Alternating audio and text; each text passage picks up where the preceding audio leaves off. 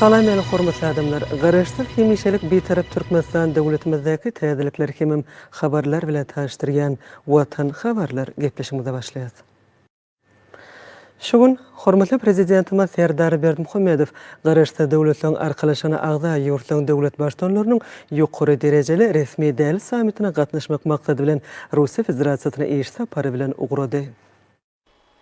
Russiýa Federasiýasynyň Sankt Peterburg şäherine ugramak üçin hormatly prezident